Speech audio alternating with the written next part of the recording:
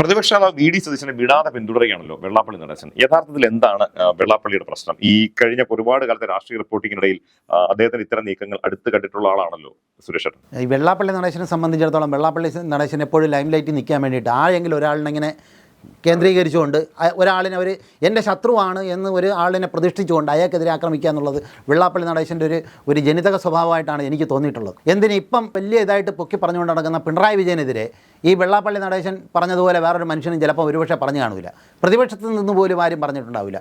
Pinarayi Vijayan CPM-ൻ്റെ secretary ആകുന്ന സമയത്ത് മലബാറിൽ SNDP-ക്ക് പ്രവർത്തിക്കാൻ പറ്റുന്നില്ല എന്നുള്ള ഇത് ഉപയോഗിച്ചുകൊണ്ട് ഇപ്പം CPM-നെ മലബാറിൽ ഇല്ലാതാക്കി കളയുമെന്ന് പറഞ്ഞുകൊണ്ട് ശക്തമായി രംഗത്തിറങ്ങിയ ആളാണ്.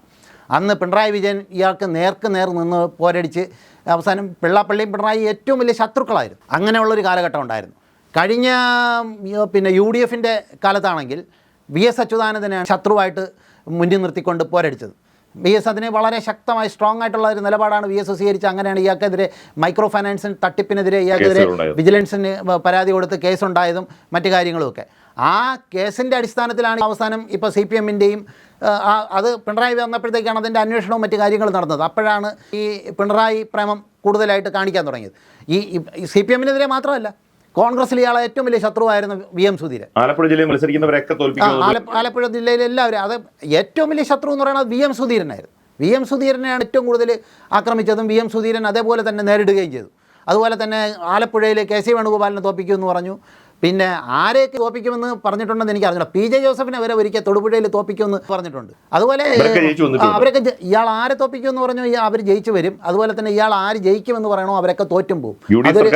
അധികാരത്തിൽ വരുമ്പോൾ അദ്ദേഹമാണ് വിജയശില്പി എന്ന് അത് എനിക്ക് തോന്നുന്നത് 2001-2006 ആ സർക്കാരിൻ്റെ സമയത്താണെന്നാണ് എനിക്ക് തോന്നുന്നത്.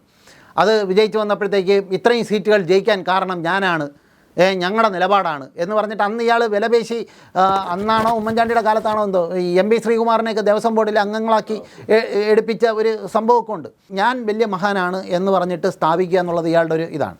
പിന്നെ ഇതിനകത്ത് ഞാൻ കാണുന്ന വേറെ രണ്ട് കാര്യങ്ങളുമുണ്ട് പൊളിറ്റിക്കലായിട്ട്. ഒന്ന് ഈ BDJS-ൻ്റെ പ്രശ്നമാണ്. മകനെ സെക്യൂറാക്കാൻ വേണ്ടിയിട്ടാണ് ഉണ്ടാക്കിയ ഒരു പാർട്ടി. അപ്പോൾ ഈ പാർട്ടി ഇപ്പം വല്ലാത്തൊരവസ്ഥയിലാണ്. NDA-യിൽ അതിനത്ര വലിയ ഇതില്ല. ഇപ്പം വിചാരിക്കുന്നത് എന്താണെന്ന് പറഞ്ഞു കഴിഞ്ഞാൽ എങ്ങനെയെങ്കിലും ഈ LDF-നകത്ത് കൊണ്ടുവന്ന് കയറ്റാൻ പറ്റുമോ എന്നുള്ളൊരു ലക്ഷ്യമയക്കുണ്ട്. പക്ഷെ അത് നടക്കാൻ പോകുന്നില്ല. അങ്ങനെ അല്ല എന്നുണ്ടെങ്കിൽ ചെയ്യുന്നത് ഞാൻ സംശയിക്കുന്നത് എന്താണെന്ന് പറഞ്ഞു കഴിഞ്ഞാൽ ഒരു സാമുദായിക കൺസോൾട്ടേഷൻ ഉണ്ടാക്കിയിട്ട് BJP-ക്ക് ഒരു വളക്കൂറുണ്ടാക്കി കൊടുക്കാൻ വേണ്ടിയിട്ടുള്ള ഒരു നീക്കമാണ് നടത്തുന്നത് എന്നുള്ളതാണ് എൻ്റെ വൃത്തമായിട്ടുള്ള അസസ്മെൻറ്റ്.